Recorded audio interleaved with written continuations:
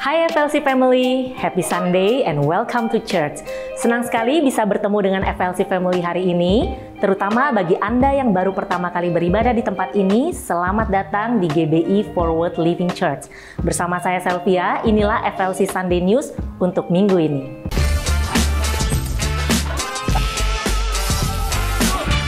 Bagi FLC Family yang ingin memulai fase stay dari FLC Discipleship Journey, Anda dapat mengikuti Inside Out di mana Anda akan mempelajari hal-hal yang sangat penting dan esensi tentang dasar-dasar kekristenan seperti dosa dan keselamatan, lahir baru dan baptisan, gambar diri, hati Bapa, pertumbuhan rohani, gereja lokal, dan komunitas. Untuk informasi lebih lanjut tentang Inside Out, FLC Family dapat mengunjungi Home Lounge atau terhubung dengan setiap volunteer yang akan membantu Anda. Jika FLC Family membutuhkan dukungan doa, tim FLC Prayer dengan senang hati akan membantu dan mendukung Anda melalui doa, atau Anda dapat mengisi form doa yang tersedia di area Home Lounge. FLC Sunday Service setiap minggunya dapat FLC Family lihat kembali di YouTube channel Forward Living Church. Untuk mendapatkan informasi tentang kegiatan dan pelayanan gereja, FLC Family dapat mengunjungi Home Lounge atau menghubungi WhatsApp FLC Office di 0816 633 633 atau dapat terhubung melalui Instagram FLC. Saat ini kita mau bersama-sama merayakan FLC Family yang berulang tahun dan juga merayakan ulang tahun pernikahan di sepanjang minggu ini.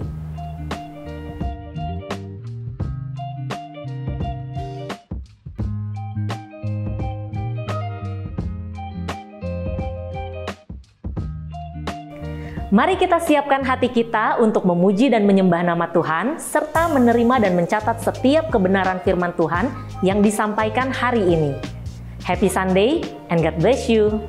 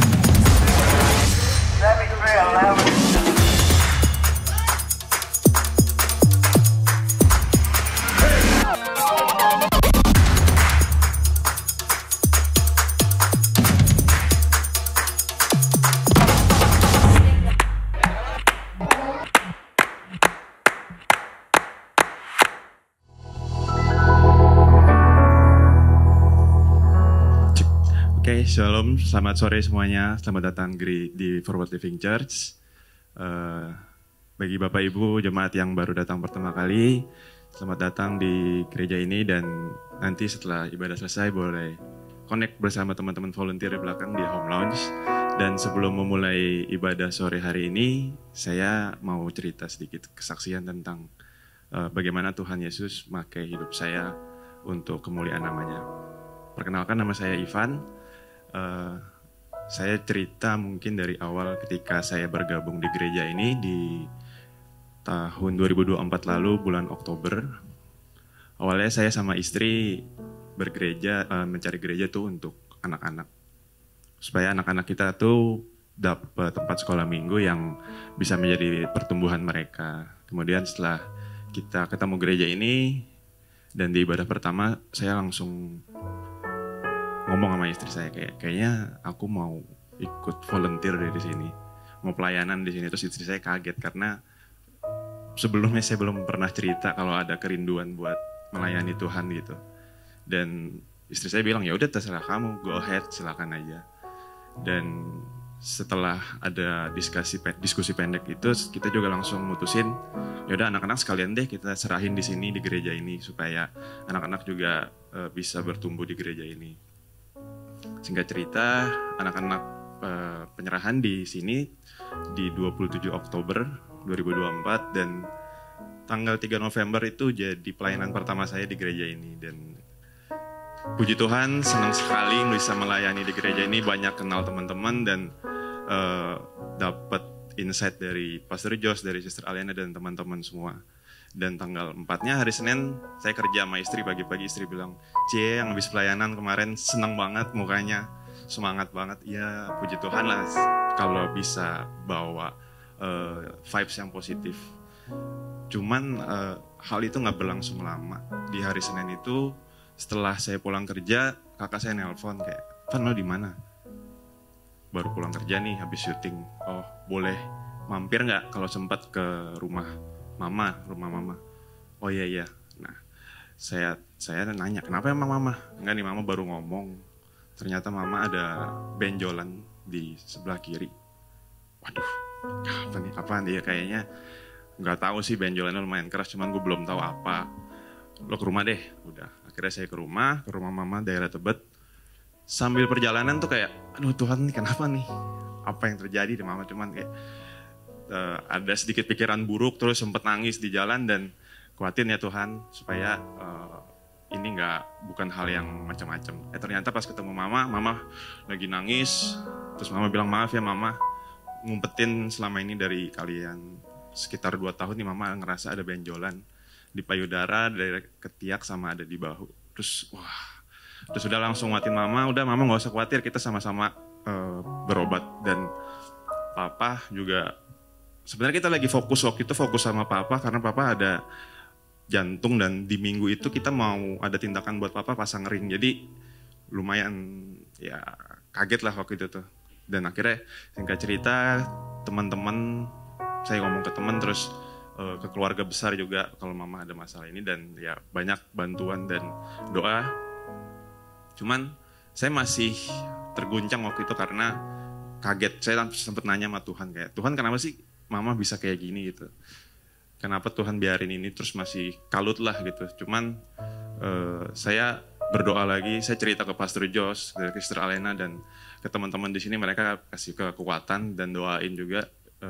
Itu bilang, "Ya nggak apa-apa, kita bantu dalam doa." Dan ya semuanya support lewat doa. Dan mungkin karena kasih Tuhan juga, karena karunia Tuhan, dari November, Desember, Januari sampai detik ini, sampai Februari, mama udah kemo ke-5 dan mau jalan kemo ke-6. Puji Tuhan, benjolan itu udah mulai gak ada. Dan waktu itu dokter mendiagnosa kalau itu adalah kanker payudara stage 3. Tapi puji Tuhan sekarang udah gak ada, udah mengecil dan kita lagi tunggu Tuhan mau berbuat apa lagi, karunia apa lagi ke saya sama keluarga. Karena itu cepet banget dan ya Tuhan juga kasih jalan keluarnya cepet, kekuatan buat kita. Dan semuanya di sini dari teman-teman di Forward Living Church juga bantu, doa, selalu kasih kekuatan. Dan puji Tuhan sampai sekarang mama masih semangat tiap hari. Dan saya ngerasa Tuhan tuh selalu ada di setiap masalah kita, saat kita lagi naik atau lagi turun, lagi ada masalah atau enggak. Dan saya ingat waktu pertama kali datang lagi ke sini, atau mungkin Bapak Ibu datang tadi disapa di depan, "Welcome home." Dan saya flashback sedikit, jadi ternyata welcome home itu kata-kata mungkin dari Tuhan kali ya. Sebelumnya saya sebelum masuk FLC ini nggak gereja 3-4 tahun kali ya. Dan welcome home itu kayak Tuhan negor saya, Tuhan menyapa saya gitu kayak, "Welcome home Van, selamat datang lagi di gereja. Gimana selama kemarin gak gereja? Ada masalah apa? Capek gak sendiri? Pusing ya sendiri? Sini duduk di gereja, dengerin firman supaya aku bantu kamu keluar dari masalah-masalah kamu." Jadi ya mungkin ikut Tuhan tuh gak bikin kita jauh dari masalah, tapi tetap ada masalah. Mungkin lebih banyak masalah, tapi Tuhan kasih jalan keluar selalu tepat waktu, nggak telat. Dan apapun masalahnya, mungkin Bapak Ibu juga ngalamin sendiri, kalau pertolongan Tuhan tuh selalu tepat. Jadi ya tinggal kitanya aja mau berserah nggak sama Tuhan, mau ngandelin Tuhan atau masih keras sama kekuatan kita sendiri. Itu aja. Mungkin sebelum kita mulai ibadah, mari kita tunduk kepala, kita satu dalam doa. Ya Bapa, terima kasih ya Tuhan atas karunia-Mu, atas kasih-Mu. Kau kembali mengumpulkan kami di sore hari ini untuk beribadah. Bentar kami mau ibadah ya Tuhan, memuliakan nama-Mu, angkat pujian, mendengarkan firman-Mu. Kiranya Tuhan Yesus mau jaga kami, lindungi tempat ini ya Tuhan. Pakai kami untuk mendengar firman-Mu, supaya firman yang kami dengarkan nanti bisa menjadi pedoman dalam hidup kami selama ke depan. Lindungi tempat ini ya Tuhan, dan berkati semua teman-teman yang melayani di sore hari ini, volunteer, pemusik, worship leader, dan juga nanti hamba-Mu yang akan berbicara ya Tuhan, dan teman-teman dari media, semuanya Engkau mau berikan mereka berkat ya Tuhan. Terima kasih ya Tuhan atas karunia-Mu. Dalam nama-Mu Yesus Kristus kami sudah siap berdoa dan memuji nama-Mu. Sama-sama kita berdoa dan mengatakan amin. Haleluya, berikan tepuk tangan sekali lagi buat Tuhan kita yang luar biasa. Shalom FLC family. Shalom. Ada sukacita dan semangat sore hari ini, amin. Mari yang bersemangat bersukacita boleh sama-sama bangkit berdiri. Mari kita berikan pujian yang terbaik buat Tuhan kita sore hari ini. Bertepuk tangan bersama-sama. Sebab hari ini adalah hari yang telah dijadikan Tuhan bagi setiap kita. Haleluya.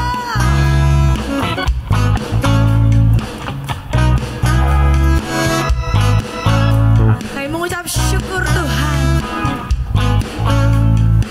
Come on sing. There's a light, there's something hope and praise fill the sky. With your mercy each day we're alive. Let your glory pour out, Jesus. There's a joy that overwhelms our soul, 'cause we know our God is in control, overflow. Let your favor pour out, Jesus. This is the day that the Lord has made. We will rejoice and be glad in it. This is the day that the Lord has made. We rejoice and be glad. We rejoice and be glad in it.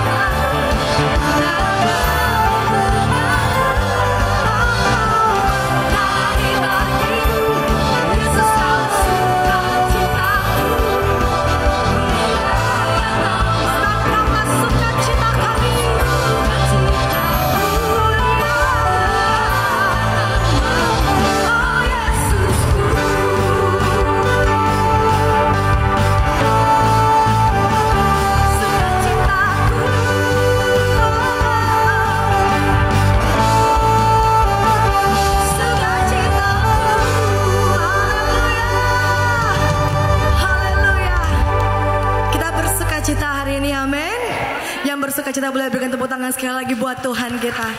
Silakan duduk kembali jemaat Tuhan. Wow, saya bersuka cita boleh kembali bertemu dengan Bapak Ibu Saudara di tempat ini. Kita percaya bukan suatu kebetulan, amin. Kita boleh hadir di tempat ini karena Tuhan mau bertemu muka dengan muka dengan kita sore hari ini. Mari siapkan hatimu. Mari fokuskan segenap hati dan pikiranmu kepada Tuhan Yesus sore hari ini. Thank you Lord.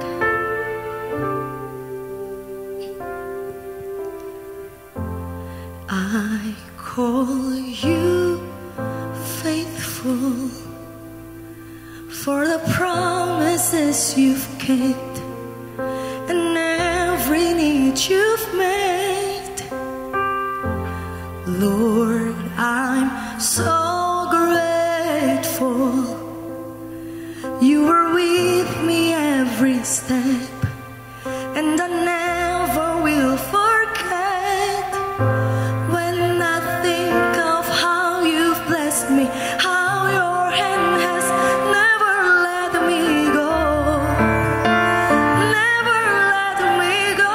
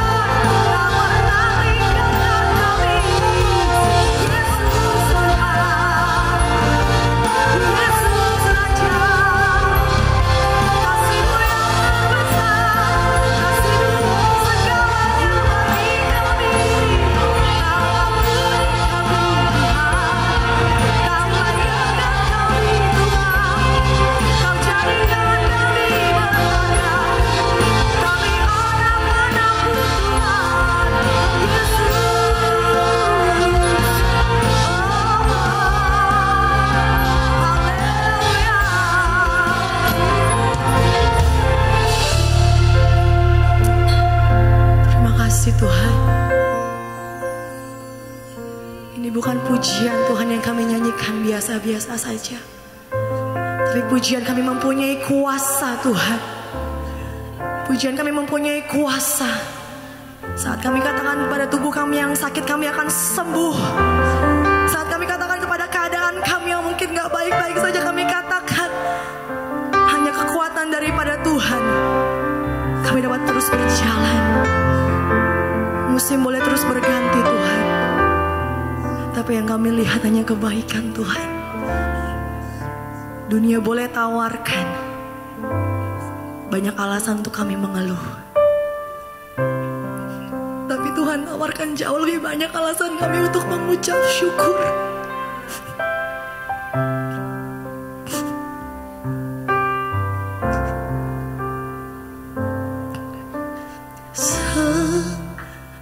Musim berlalu, namun kau selalu peliharaku.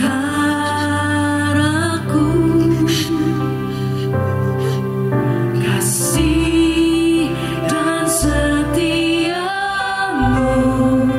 tak pernah layu di hidupku.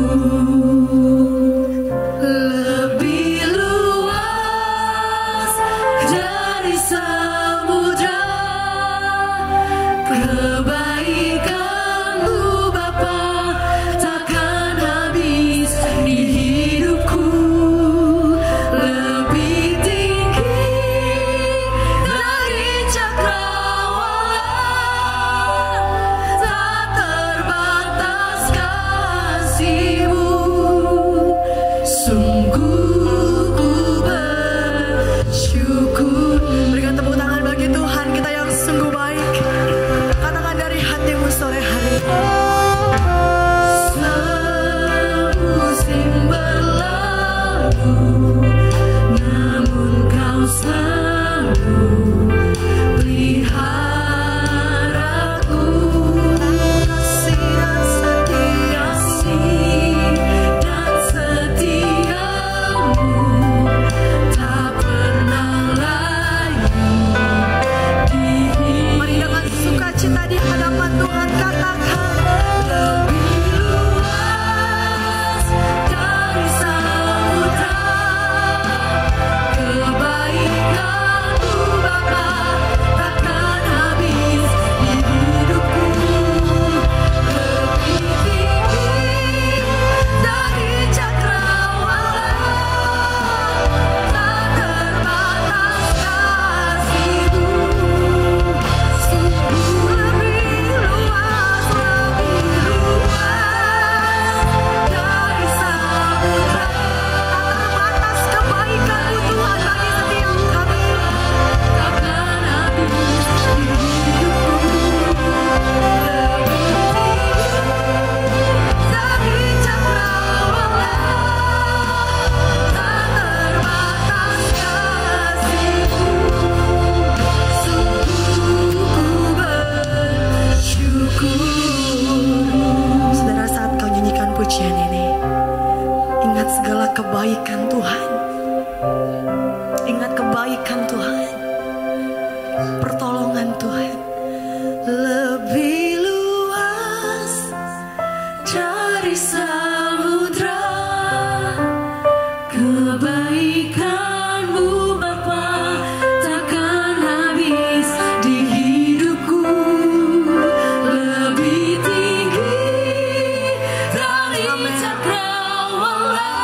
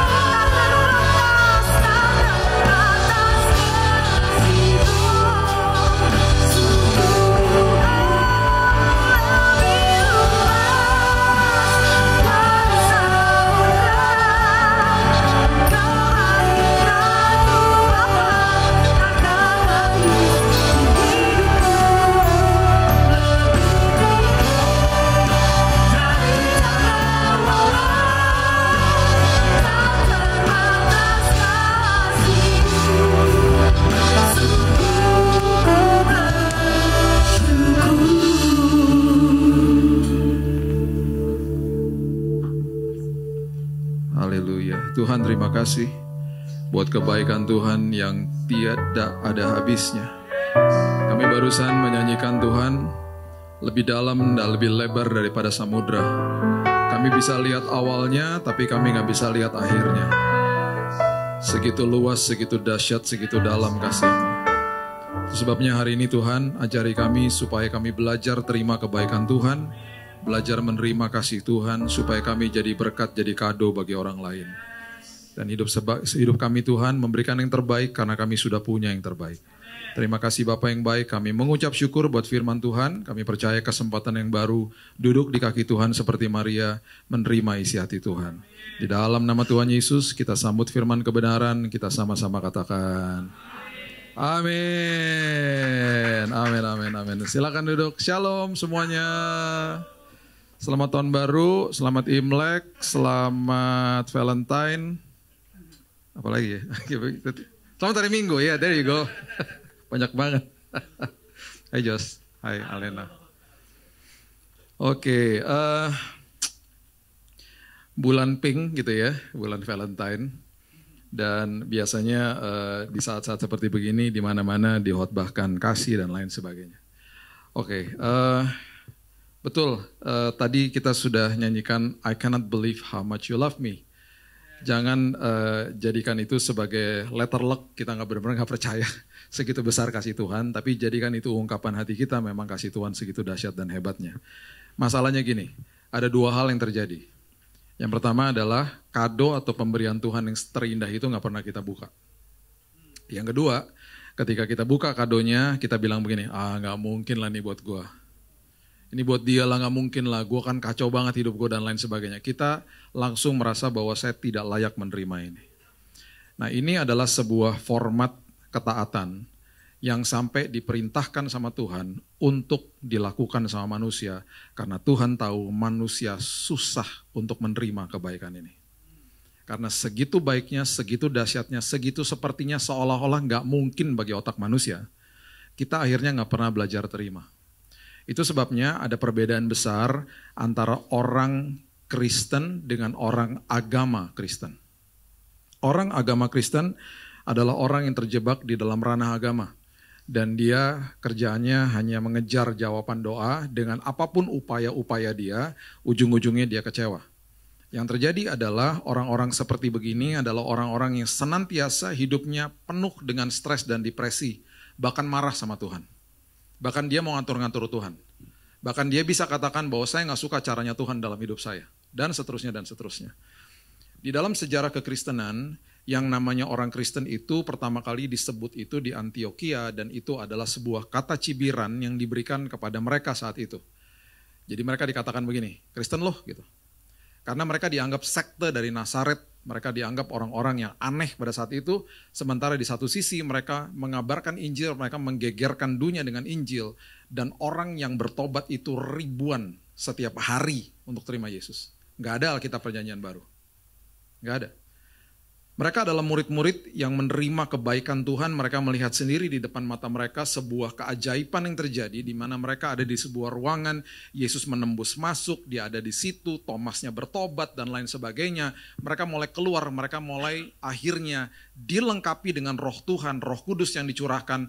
Tiba-tiba mereka yang tadinya pengecut, mereka yang meninggalkan Yesus waktu Yesus disalib, cuma Yohanes yang berani berdiri di depan, yang satu menjual Yesus, yang satu menyangkal Yesus. Mereka dapat kuasa kebangkitan, mereka dapat pencurahan Roh Kudus, mereka menggegerkan dunia dengan Injil. Dan yang mereka lakukan tanpa Alkitab Perjanjian Baru. Dan mereka kasih tahu sama orang-orang di sekitar mereka, lu tahu nggak, Yesus gua bangkit dari kematian, gua lihat sendiri dia naik ke sorga. Satu-satu mulai bertobat. Satu-satu terima Yesus. Dan jumlah mereka ribuan. Dan itu terjadi secara organik, terjadi secara organisme. Dan mereka adalah orang-orang yang datang with a common practice. Mereka datang kepada Tuhan, mereka bilang, saya mau percaya sama Yesus. Dengan berjalannya waktu, Paulus akhirnya masuk ke dalam kancah daripada jemaat mula-mula. Dia diperkenalkan oleh Barnabas di Antioquia kepada pilar gereja mula-mula seperti Petrus, Yakobus, Yohanes. Dan Paulus kenalan sama mereka. Paulus mulai kasih tahu sebuah pengajaran yang luar biasa tentang kasih karunia. 2/3 dari perjanjian baru ditulis sama dia. Padahal dia gak pernah ketemu Yesus, dia tulis sesuatu yang dahsyat. Dia kasih tahu, dia bertentangan, sempat dia bertentangan sama Petrus, dia bilang, lu gak bisa dong ngajarin kayak begitu, tuh Taurat lagi, lu mesti ngajarinnya kayak begini. Petrus masih bilang, enggak lah, harus disunat, enggak usah. Semua yang ada di dalam fisiknya manusia perjanjian lama, lu harus ajarin mereka masuknya ke dalam sini. Terjadi perselisihan di situ. Lu tahu nggak? Dulu tuh yang sakral adalah bait Allah, sekarang yang sakral tubuhmu adalah bait Allah. Dulu yang sakral Sabat, sekarang yang sakral adalah pikiran dan hatimu masuk ke dalam perhentian Tuhan. Semua yang serba fisik dimasukin ke sini. Dulu yang sakral pengorbanan, sekarang yang sakral adalah ketaatan di dalam hati lo. Dia mulai kasih tahu semua hal-hal yang dahsyat, mereka mulai berembuk dan lain sebagainya. Jumlah mereka makin bertambah, makin bertambah, makin bertambah. Dan ketika mereka tambah banyak, mau gak mau Paulus harus membuat aturan. Dia mulai bentuk akhirnya penatua di sana, penatua di sini. Dan dia bentuk bendahara, dia bilang guys bantuin ya kalau ada janda-janda ya. Mereka akhirnya terbentuklah sebuah organisasi. Karena makin banyak tuh orangnya. Dan organisasi sampai selamanya akan dikelola oleh manusia. Dan itu sebabnya organisasi pasti ada kelemahannya. Yang tadinya organik, akhirnya jadi organisasi. Nah dengan berjalannya waktu, akhirnya mulailah semua kepercayaan di dalam dunia mulai dilembagakan yang namanya agama. Termasuk agama Kristen. Dan kalau kita lihat lembaga agama, itu adalah semua upaya manusia datang kepada Tuhan yang dia sembah atau yang dia mau percaya dengan semua tata ibadah, upaya dan semua aturan-aturan. Dan itu semuanya baik-baik saja sebenarnya. Kita kerucutkan lagi ke dalam agama Kristen. Di dalam agama Kristen terjadilah perselisihan satu sama yang lain. Gue gak suka sama doktrin lo, gue gak suka sama doktrin lo. Timbul Presbyterian, Methodist, Baptist, Lutheran, Nazarene. Timbul Calvinis, Pentecostal, Charismatic, sampai hari ini. Denominasi ini yang akhirnya jumlahnya ribuan, dilembagakan lagi jadi sinode. Yang kita lihat hari ini, ribuan sinode, ribuan denominasi, ribuan tata ibadah. Tahun ini adalah tahun ke-27 saya melayani mimbar. Berarti saya sudah diundang ke ribuan gereja kalau saya hitung-hitung. Dan berarti saya sudah masuk ke dalam ribuan tata ibadah. Ada yang berlutut sebelum khotbah. Ada yang WL-nya nggak suruh berdiri, jemaatnya berdiri sendiri. Ada yang mic-nya nancep di sini, saya mesti begini nih. Terus kalau ngomong-ngomong ada yang lucu, nggak boleh ketawa. Pas habis selesai ibadah, Pak tadi kita ketawa dalam hati Pak, karena di sini harus hening. Pokoknya macam-macam tata ibadah, ya kan? Dan itu ada di dalam ranah agama. Jadi sikap hati kita sebenarnya terhadap agama Kristen dan apapun yang ada di dalamnya, hormati agama Kristen. Hormati sinode, hormati denominasi, hormati tata ibadah yang ribuan jumlahnya. Jangan ngerasa paling benar sendiri.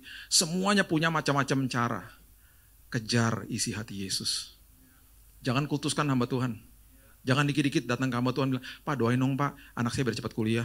Pak doain dong Pak, biar anak saya cepat dapat jodoh. Pak doain dong Pak, barang ketahan di bea cukai. Lama-lama saya ngerasa ya Tuhan dewa, saya dukun. Please deh. Kita semua punya roh yang membangkitkan Kristus ada di dalam kita. Aktifkan dong imannya. Sesekali kita lemah, sesekali kita butuh minta doa. It's okay. Tapi aktifkan dong imanmu. Jangan ngedompleng imannya orang terus akhirnya. Akhirnya apa? Orang-orang itu yang saya katakan, orang yang agama Kristen akan selalu mengejar jawaban doa. Salah nggak? Nggak salah juga sih. Tapi yang dikejar jawaban doa, orang pengikut Kristus adalah orang yang mengejar penyertaan Tuhan selagi menunggu jawaban doa. Berubah hidupnya. Karena di saat penyertaan Tuhan selagi dia menunggu jawaban doa, terjadi keintiman di situ. Terjadi perubahan karakter di situ. Terjadi pertumbuhan rohani di situ. Dan itu saat yang paling intim, yang paling indah terjadi dalam hidupnya dia. Orang yang ngejar jawaban doa, orang itu kehilangan momen itu. Kehilangan Immanuel, Allah penyerta kita, kehilangan momen itu. Dan mereka akhirnya datang kepada Tuhan dengan keinginannya dan lain sebagainya, mereka ngatur-ngatur Tuhan. Dan itu sebabnya orang Kristen kebanyakan yang datang kepada saya ngomongnya begini. Ngomongnya begini, saya udah doa Pak, saya udah puasa, kok Tuhan gak jawab? Ikut Tuhan pakai formula. Pakai formula. Pak, Bapak waktu sakit kan Bapak katanya kesaksian Bapak gini-gini, saya udah lakukan hal yang sama Pak. Kok nggak gitu ya Pak, kok nggak bisa ya? Ya nggak gitu kali. Semua punya pengalaman masing-masing sama Tuhan. Contoh, misalnya angka 8 itu adalah tujuan dari hidup kita. Karena kita sering kali dihotbahkan kemakmuran mulu, kita akhirnya bilang begini, multiplikasi dong kalau sampai kepada tujuan hidup. 4 kali 2, 8, 6 tambah 2, kita ditambah-tambahkan terus Pak, amin. Betul Tuhan menambah-nambahkan, betul Tuhan multiplikasi. Tapi 10 kurang 2 juga 8. 12 kurang 4 juga 8. Tiba-tiba terjadi setback, tiba-tiba terjadi kehilangan kesempatan, tiba-tiba kita merasa, lah gue kenapa dia dapat duluan, gue gak dapat ya. Terus tiba-tiba merasa kehilangan sesuatu. Tuhan lagi set prioritas kita sebenarnya. Untuk dibalikin ke dalam tujuan yang benar. Dan orang pengikut Kristus akan bersuka cita, akan bilang gini, gak apa-apa Tuhan, apapun yang terjadi pasti membawa kebaikan bagi aku. Pasti begitu. Jadi akhirnya dewasa rohani gitu loh. Nah, orang-orang seperti ini, akhirnya kita juga paham apa yang terjadi. Bahwa waktu Yesus datang. Kalau saya harus bilang satu-satunya Tuhan, karena diklaim banyak Tuhan sama orang lain toh. Kita cuma percaya sama satu Tuhan, tapi satu-satunya Tuhan yang datang ke bumi ini. Membawa, dia menjadi inisiator untuk memperdamaikan hubungan manusia sama Tuhan. Dan mengorbankan dirinya hanya Yesus. Dan dia gak pernah bilang begini, follow me agama Kristen dulu, gak ada. Follow me titik, udah. Itu harus jadi sikap hati kita, sikap paradigma kita setiap hari. I'm the follower of Christ. Saya lagi ikut sosok pribadi yang maha tahu, maha hadir, maha kuasa. Jadi apapun yang dia lakukan buat saya, walaupun mungkin jawabannya tidak sesuai sama keinginan saya, pasti dia tahu yang terbaik buat saya, gak tahu apa-apa.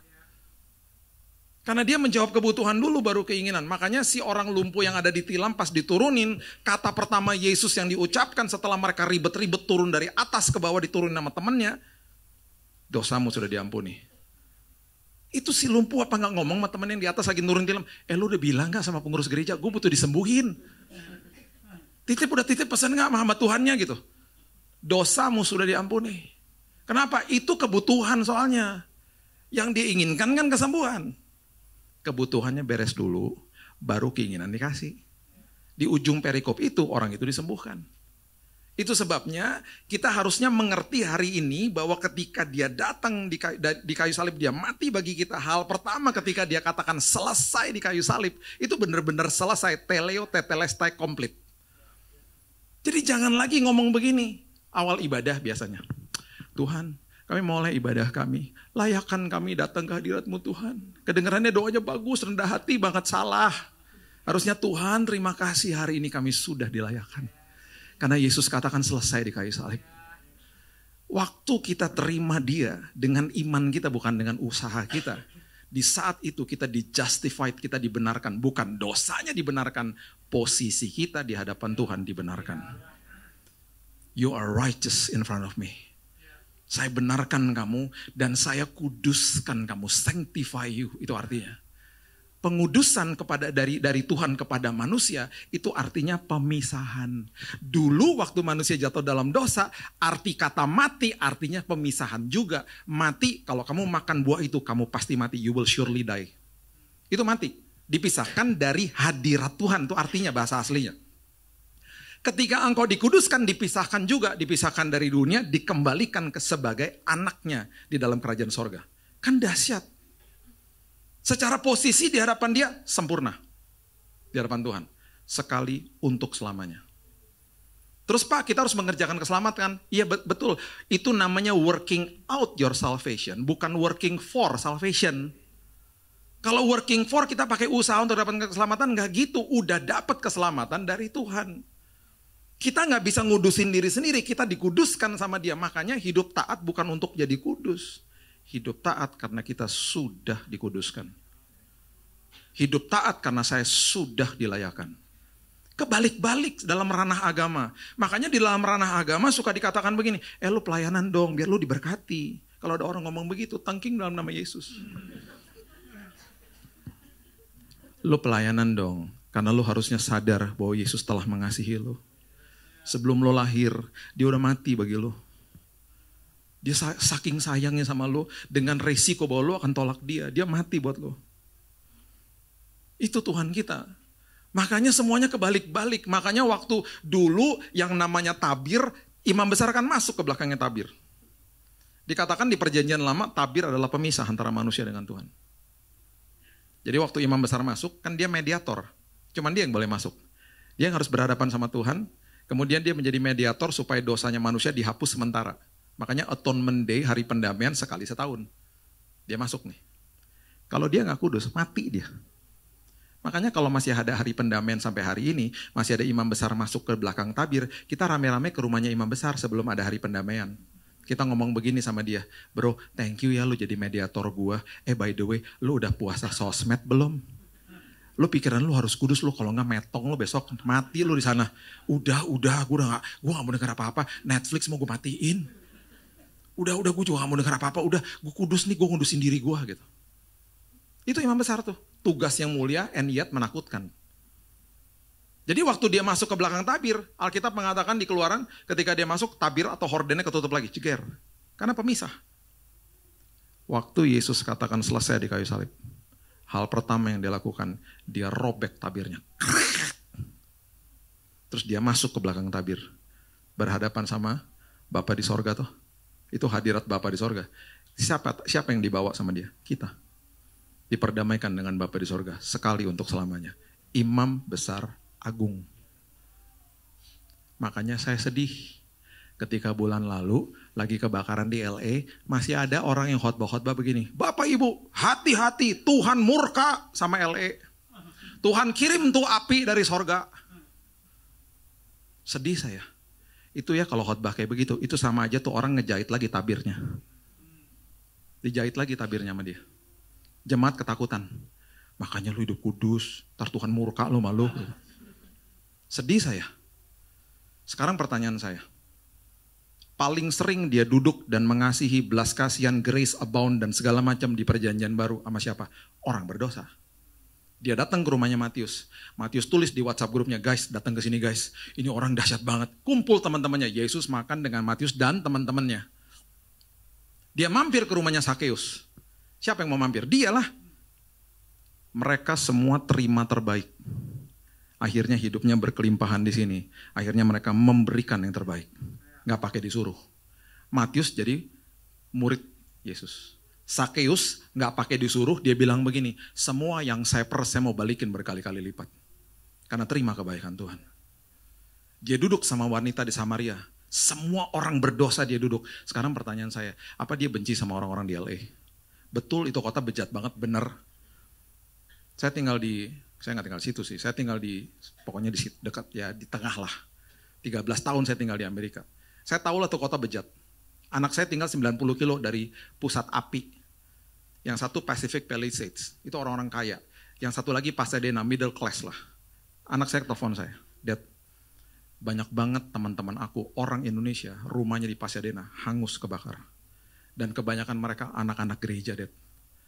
Mereka sih ada asuransi, cuman yang aku sedih banget, itu memorinya mereka lost semuanya. Mereka punya foto-foto, mereka punya piala, anak-anaknya habis, Dad. Kasian banget tau gak? Dia nangis telepon saya. Apakah Tuhan murka sama mereka? Enggak. Bahkan sama orang-orang yang berdosa, dia sayang banget sama mereka. Terus kenapa dong ada bencana? Halo, di mana-mana juga ada bencana. Yang ditebus manusia bukan dunianya, dunia tetap fallen world. Tetap ada bencana di mana-mana.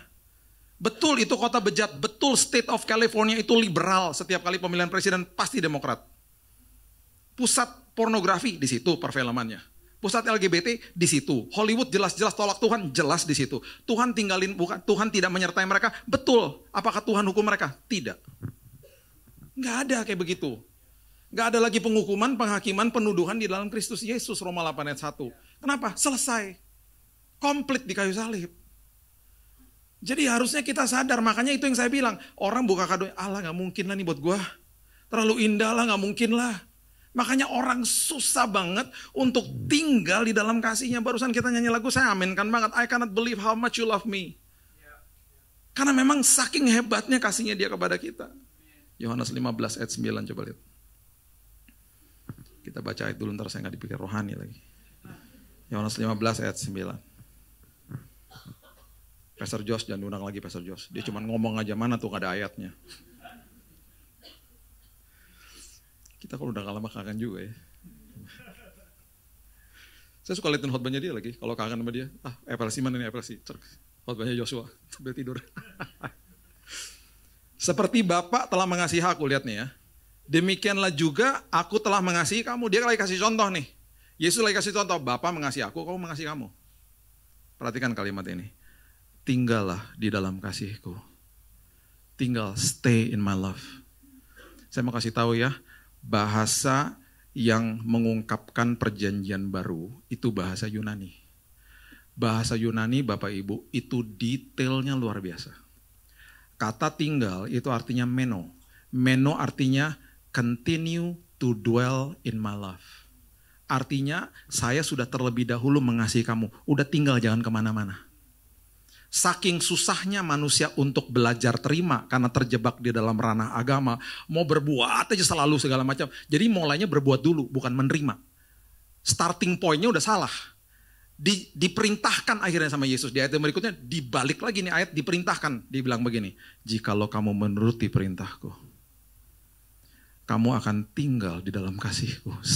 Please stay in my love. Kamu harus sadar aku tuh sayang banget sama kamu. Seperti aku menuruti perintah Bapakku dan tinggal di dalam kasihnya.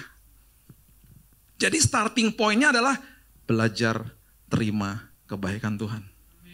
Kalau kita baca Yohanes 15 ayat sebelumnya, itu dikatakan engkau seperti ranting yang melekat kepada pokok anggur. Melekat kepada pokok anggur nggak perlu pakai usaha. Kamu cuma terima Yesus sebagai juru selamat, kamu melekat kepada pokok anggur. Itu maksudnya. Berarti Tuhan kasih tahu begini, ketika engkau terima aku sebagai juru selamat, kamu punya akses kepada saya. Apa yang saya punya akan mengalir kepadamu. Itu yang terjadi. Makanya kita digambarkan seperti pohon yang ditanam di tepi aliran air. Air kehidupan. Coba lihat Mazmur 1 ayat 3. Ia seperti pohon yang ditanam di tepi aliran dan menghasilkan buahnya pada musimnya. Dan tidak layu daunnya. Apa saja yang diperbuatnya? Oke, coba lihat ini. Balik lagi ke Yohanes 15.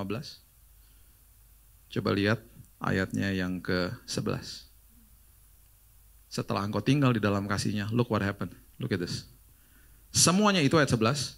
Kukatakan kepadamu supaya apa? Sukacitaku ada di dalam kamu dan sukacitamu menjadi Oke. Ingat ayat buah roh? Ingat ya, ada berapa buah roh? 9 ya. Oke, sekarang coba lihat Galatia 5 ayat 22, lihat urutannya. Ini sedahsyat itu Alkitab. Yang nulis orangnya beda loh. Yang itu Paulus, ini Yohanes. Coba lihat ya. Galatia ayat 5 ayat 22, coba lihat. Tetapi buah roh ialah apa? Kasih, sukacita, damai. Udah 3 itu aja dulu. Kasih, sukacita, damai. Tadi kalau engkau tinggal di dalam kasihku, engkau akan dapat sukacita. Ku menjadi penuh atas hidupmu. Oke? Kita sambung ya. Sekarang mulai coba Filipi ayat 4. Filipi 4 maksud saya, ayat 4 sampai 7. Filipi 4 ayat 4 sampai 7. Dimulai dengan kalimat atau kata bersuka. Oke. Kasih, sukacita. Sukacita. Bersukacita. Senantiasa dalam Tuhan. Sekali lagi aku katakan, bersukacitalah. Hendaklah kebaikan hatimu diketahui semua orang. Tuhan sudah dekat. Janganlah hendaknya kamu khawatir tentang apapun juga, tetapi nyatakan dalam segala hal keinginanmu kepada Allah dalam doa dan permohonan dengan ucapan syukur. Perhatikan ayat 7. Damai sejahtera Allah yang melampaui segala akal akan memelihara hati dan pikiranmu dalam Kristus Yesus. Kasih, sukacita, damai sejahtera. Oke, perhatikan ini baik-baik. Kasih itu letaknya di dalam roh. Oke. Bulan ini, seperti bulan ini kita merayakan bulan kasih. Kasih itu adalah keputusan, bukan perasaan. Kasih itu mengalahkan segala-galanya. Itu memerlukan respon dari kita. Karena kasih Tuhan dicurahkan, makanya di Yohanes 13 dikatakan, kamu harus saling mengasihi sama seperti aku mengasihimu. Kalau dibalik, aku sudah terlebih dahulu mengasihimu, sekarang kamu curahkan kasihku kepada orang lain. Kamu mengasihi orang lain bukan berdasarkan kasihnya dia kepada kamu, tapi berdasarkan kasihku kepadamu. Kamu belajar terima dulu kasihku, stay in my love, baru kamu bisa mencurahkan kasihmu kepada orang lain. Saya nggak bisa kasih kado kalau saya nggak punya kado. Saya nggak bisa kasih uang kalau saya nggak punya uang. Saya nggak bisa kasih waktu kalau saya nggak punya waktu. Saya nggak bisa kasih yang terbaik kalau saya nggak punya yang terbaik. Berarti saya harus terima dulu. Makanya kita suka bingung kalau didengungkan dari atas mimbar. Ayo Bapak Ibu kita berikan yang terbaik. Oke, berikan yang terbaik apaannya? Bingung. Karena gak pernah belajar terima. Makanya Yesus kalau diartikan dalam bahasa sehari-hari, ketika dia ngomong sama Marta, dia akan ngomong begini, lu jangan pelayanan-pelayanan dulu, sini duduk dulu seperti Maria, terima dulu seperti dia, baru nanti kamu bisa berikan yang terbaik. Itu maksudnya. Jadi kebalik-balik soalnya. Nah, kasih keputusan. 1 Korintus 13 ayat 4-7. Dimulai dengan apa? Kasih itu sabar. Murah hati dan seterusnya toh. Lawan daripada sabar adalah tidak sabar. Lawan daripada kasih semuanya adalah perasaan. Tidak sabar itu perasaan. Sabar adalah keputusan.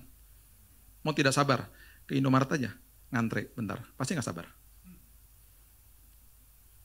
Orang Indonesia tuh suka gak mau ngantre, kecuali jemaat FLC.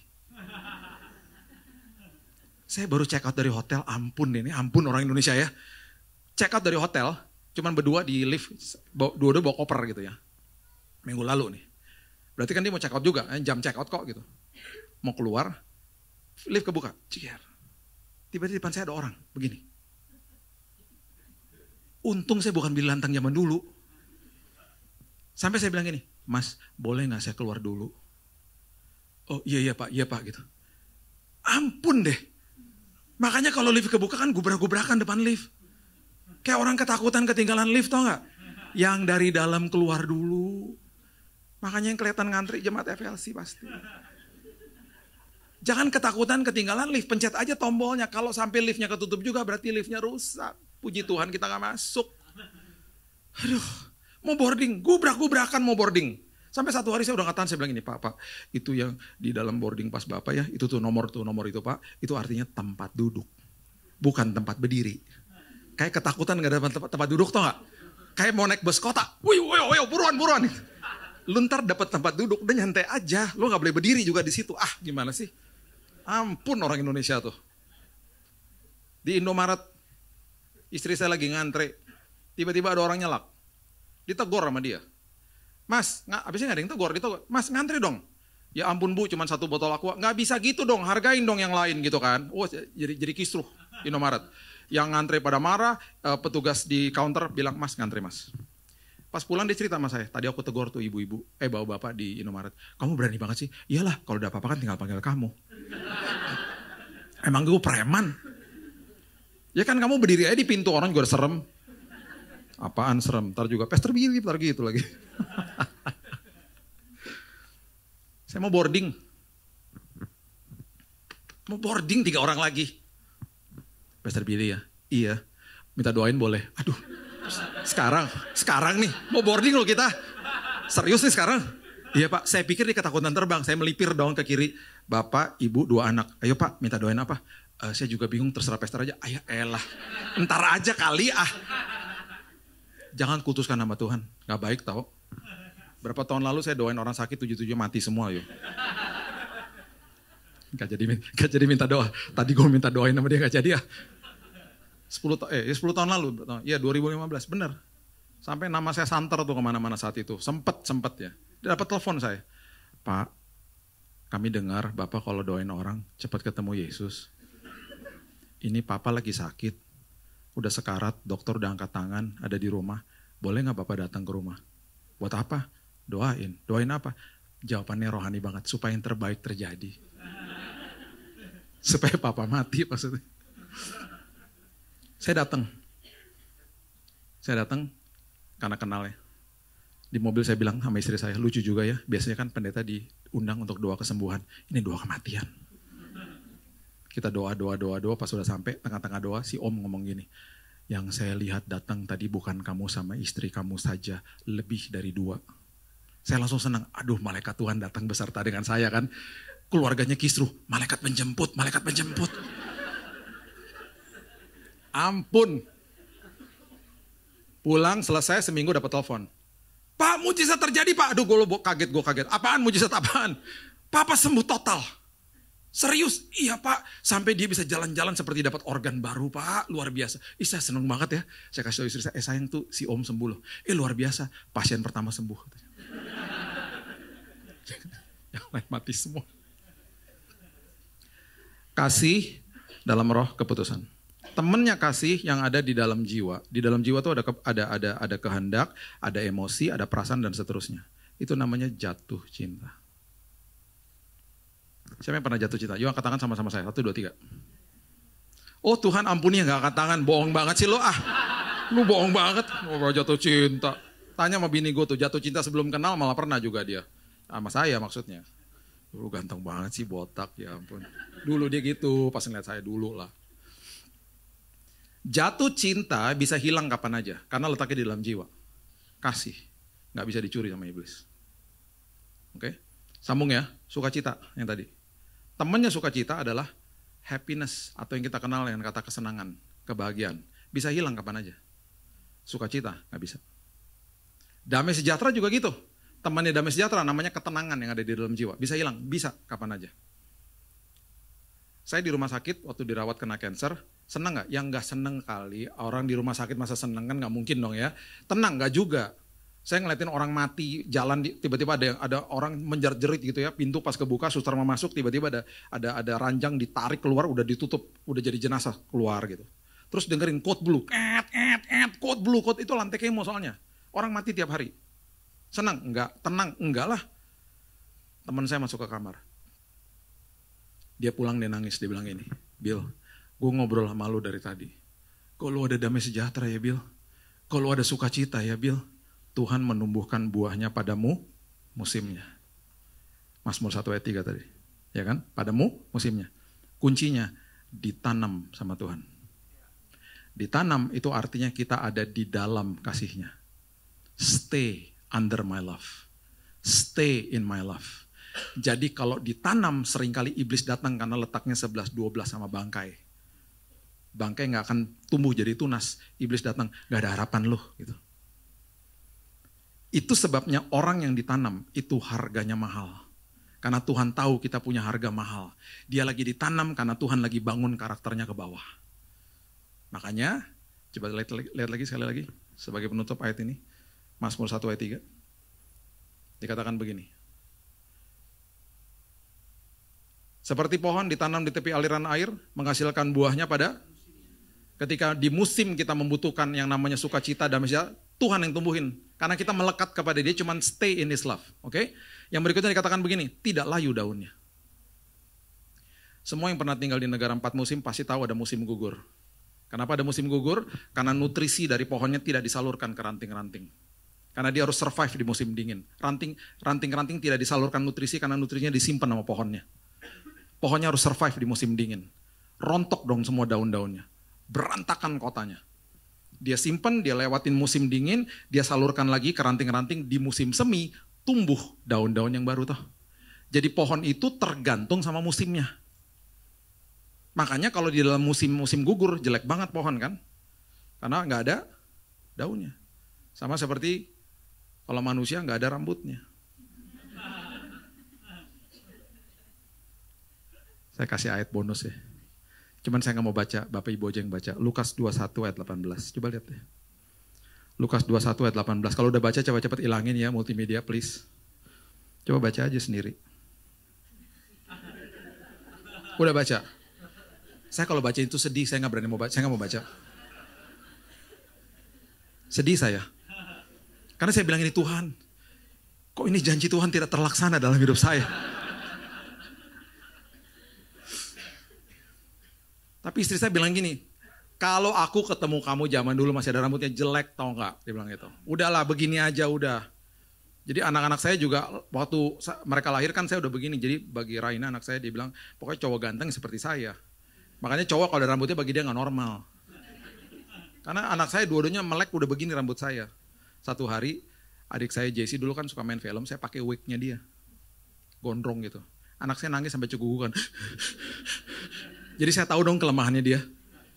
Terus satu hari saya bilang gini, Raina mandi. Ntar dulu, dia ditumbuhin rambut loh. Please don't ever do that. Surut langsung mandi. Jadi gampang kasih tahu dia. Pokoknya kamu dengar dia ditumbuhin rambut, dia ketakutan. Jadi keluarga saya ketakutan kalau saya tumbuh rambut. Setelah ditanam, baru kita akhirnya bisa tahu bahwa pohon ini apapun yang diperbuatnya berhasil. Jangan dimutilasi ayat-ayat kayak begini. Ingat ada kata ditanam di situ. Ya. Di orang Jakarta harus tahu ya perbedaan antara LRT dan MRT. Tahu ya? MRT di bawah tanah, LRT di atas. Kok banyak nggak tahu sih? Muka-mukanya tahu dong ya. Di dekat rumah saya lagi dibangun LRT di atas. Teman saya datang, orang Jakarta. Di dekat rumah lo MRT lagi dibangun. L. Emangnya beda. M di bawah, L di atas. Oh gitu, beda ya, beda lagi. L tuh cepat bangunnya, pakai pancang-pancang, taruh rel. MRT kan lama.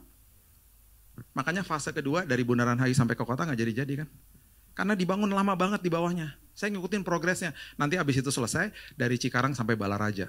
Woi, ketemunya Dobby Gautnya di bawah, Sarina di bawah, Grand Central Station di bawah, keren ya. Sarina tuh ntar. Dibangun ruasnya dari mana dulu? Tomang sampai Pulau Gadung. Terus nanti LRT juga gitu, ada sampai ke Halim. Kenapa saya tahu semua ini? Karena Bapak Ibu lagi lihat calon Menteri PUPR.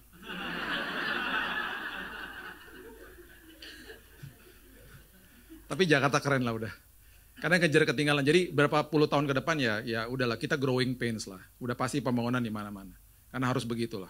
Ngejar ketinggalan ya. Semua yang dibangun ke bawah mahal. Ini muka-muka pedal ya. Suka main pedal ya di sini. Main pedal tuh yang keren tuh di lantai 26 di Agora Mall. Tahu nggak? Di Autograph Tower. Itu gedung tertinggi loh di Indonesia.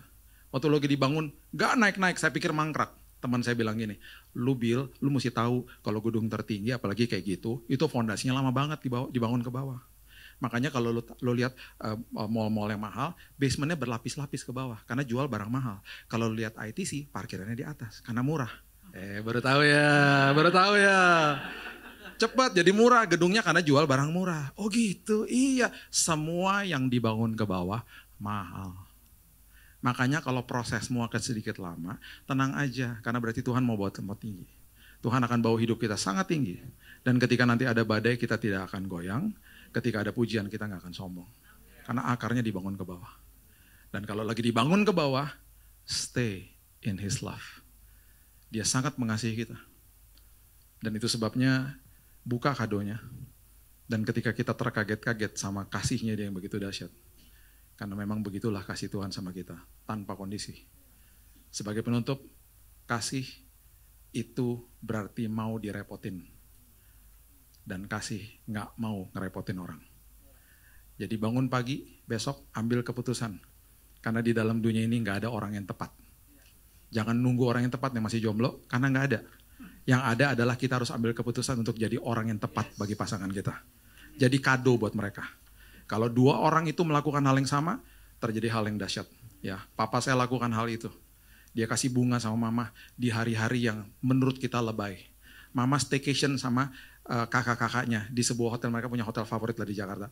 Cuman sehari itu juga papa yang nganter. Besoknya mama pulang dikasih bunga segede-gede bagong, welcome home. Please deh pak. Mama cuma pergi sehari. Dia bilang emangnya harus kasih bunga kalau Valentine sama ulang tahun aja. Kan bisa kapan aja. Itu keluar dari seseorang yang digebukin sama bapaknya ketika dia masih ada di kampung Tomongan di Manado karena opa saya adalah tentara Kenil. Sebelum dia nikah sama mama saya, dia lepaskan pengampunan. Dia bilang gini, saya gak mau bawa sampah dari masa lalu. Saya mau jadi kado buat mamamu. Terima yang terbaik dari Tuhan, hidupmu jadi kado buat orang lain. Berikan tepuk tangan kita untuk Tuhan kita. Bapak yang baik, terima kasih buat sore hari ini. Mengucap syukur buat jemaatmu di tempat ini. Kupercaya Tuhan bahwa di bulan yang sungguh indah ini, di mana-mana orang merayakan Valentine dengan cara mereka masing-masing. Tapi kami mengerti bahwa kasih yang sebenarnya adalah kasih yang tanpa kondisi. Yang Kau berikan kepada kami Tuhan, justru sebelum kami lahir, sebelum kami ada di dalam dunia ini, Engkau telah mati bagi kami. Dan sangat sederhana hari ini Engkau mengatakan dan Engkau ingatkan kami untuk tinggal di dalam kasih-Mu. Kami mau sadar bahwa setiap hari kalau kami bangun pagi, Tuhan gak pernah berseberangan sama kami. Tuhan selalu di pihak kami. Walaupun mungkin kami buat salah kemarin Tuhan. Engkau adalah Bapa yang baik. Dan itu sebabnya kalau kami terima yang terbaik, kami sanggup memberikan yang terbaik. Ketika kami menerima kasih-Mu, kami makin gak mau buat dosa Tuhan. Ketika kami dilimpahi dengan kasih-Mu yang dahsyat, kami akan jaga hidup ini justru Tuhan. Itu sebabnya Tuhan ajari kami supaya hari ini kami sadar bahwa kasih-Mu tiada tara Tuhan. Seperti lagu yang kami nyanyikan tadi Tuhan. I don't believe how much you love me. Memang begitulah besar kasih-Mu atas kami. Meteraikan firman ini ya Tuhan, karena kami juga sudah dimeteraikan sama Roh Kudus. Dan hanya di dalam nama Tuhan Yesus, kami sudah berdoa, mengucap syukur, dan percaya bahwa janji Tuhan adalah ya dan amin. Kita sama-sama katakan, amin. God bless you. Puji Tuhan, Anda belajar sesuatu pada sore hari ini. Kerinduan kita untuk setiap kali Bapak Ibu datang beribadah, you come home, you receive something, not just randomly, tapi something very specific supaya setidaknya 1 minggu ke depan kita bisa merenungkan, tapi juga mengaplikasikan firman-Nya. So love is a decision. Remember that. It's a choice. So seperti tadi sudah diingatkan, kita sudah menerima, makanya ayo sama-sama dalam satu kebersamaan, bukan karena kita sempurna, tapi kita memutuskan untuk ambil keputusan untuk mau melangkah, mau bertindak, berbagi kasih, dan akhirnya kita melihat, wow, Tuhan begitu baik memberikan kesempatan demi kesempatan untuk kita akhirnya menjadi alatnya yang hidup. So, jangan tunggu-tunggu lagi Bapak Ibu, tapi kita berdoa setiap kali Bapak Ibu dimanapun kita berada, biarlah kita terus bersinar dan berdampak, dan biarlah terus kita semua diingatkan untuk ayo put another list. Jadi siapa yang mesti kita ajak lagi? Siapa yang mesti kita rangkul lagi? Siapa yang mesti kita undang lagi untuk bisa sama-sama, bisa di FLC, bisa beribadah sama-sama? Karena kerinduan dan doa kami semua untuk sama-sama lebih banyak ada yang kenal lagi tentang gereja, our home, our FLC. So, dengan semua kita yang ada di sini, biarlah gereja kita bisa menjadi sesuatu yang baik. Biar warna gereja kita bisa orang melihat, dan orang melihat bahwa wow, di sini ada banyak nilai-nilai yang bukan hanya just a slogan, tapi nilai-nilai yang baik buat kehidupan untuk kita bertumbuh seperti Kristus. Amin. So, sebelum kita selesai, Pastor Josh will share a few information for all of us untuk bisa nanti ambil bagian. Sister berdoa supaya kita semua bisa ambil bagian untuk hal-hal yang nanti Gembala akan sampaikan. Tapi sebelum itu tentunya kita mengucap syukur untuk Pastor Billy. Thank you. This is always something new, fresh that we hear another perspective. Kalau Bapak Ibu mungkin tahu, Pastor Billy is very into anything city planning, aviation, technical, transportation. Makanya he's very good in all of that. So, thank you for the additional knowledge always add on, aside from the firman Tuhan, tapi it's always a joy, it's always a pleasure. Dan kita berdoa bahwa dimanapun Pastor Billy berada, terus dan terus, so many souls are won for Jesus.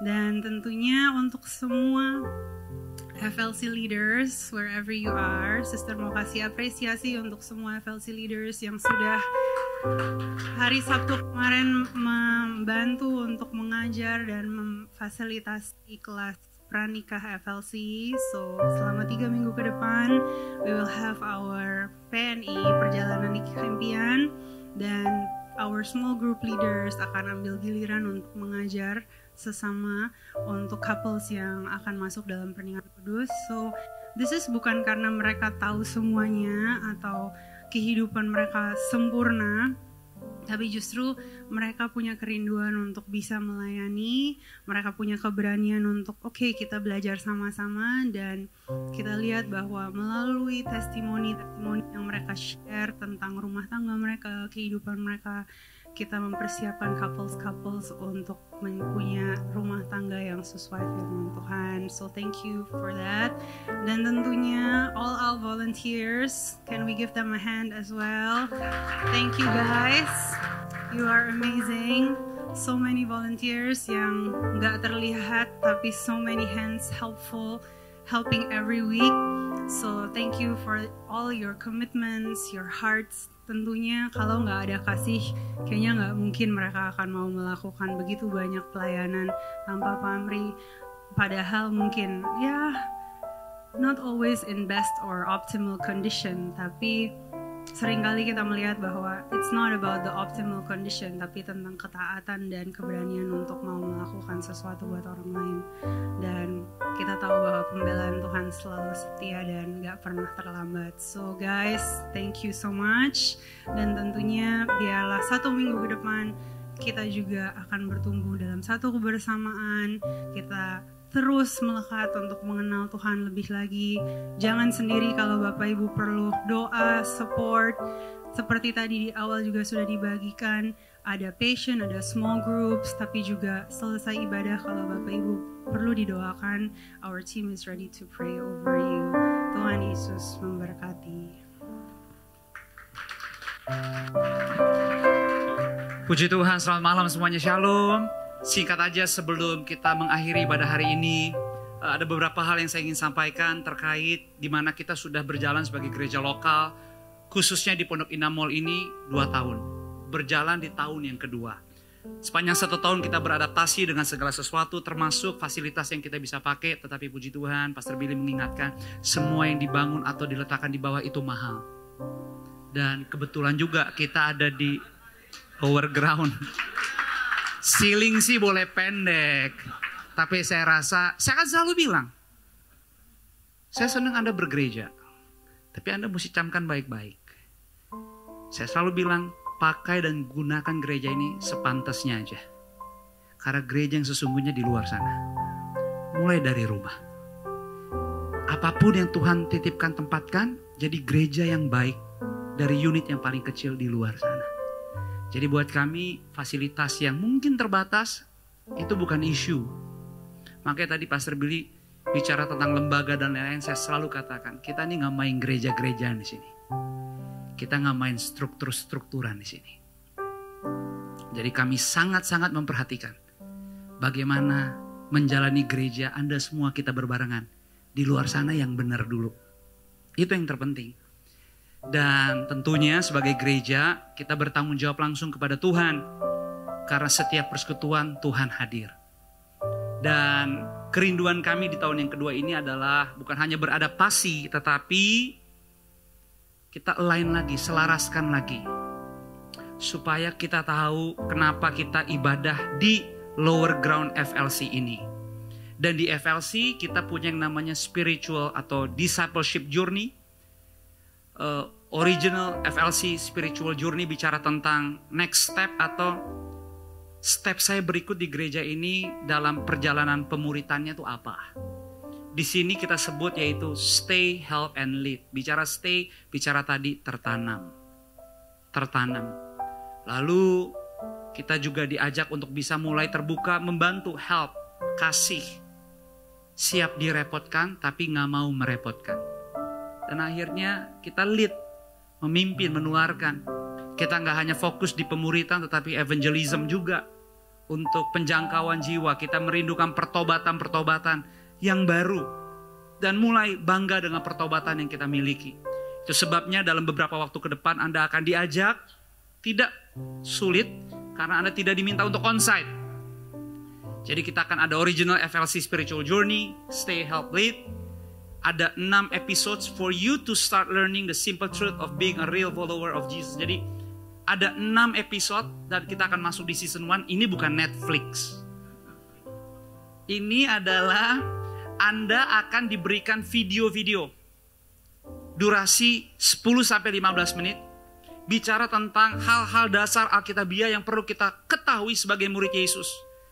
Saya tadi terpikir kayaknya ada beberapa episode saya akan munculkan hambanya Pastor Billy Lantang ini. Tergantung mau atau enggak. Jadi ini semua tentang Alkitabiah. Lahir baru, pengampunan dosa, baptisan selam, Allah Tritunggal dan semuanya. Supaya kita tahu pergerakan kita waktu kita tertanam, nextnya apa.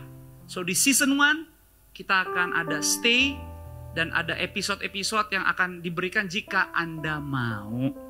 Dikirim ke Anda nonton, Anda belajar. Dan setelah beberapa episode, baru kita akan buat yang namanya onsite. Kita ketemuan bareng supaya bisa tatap muka, tanya jawab hal-hal yang perlu kita ketahui lebih lagi.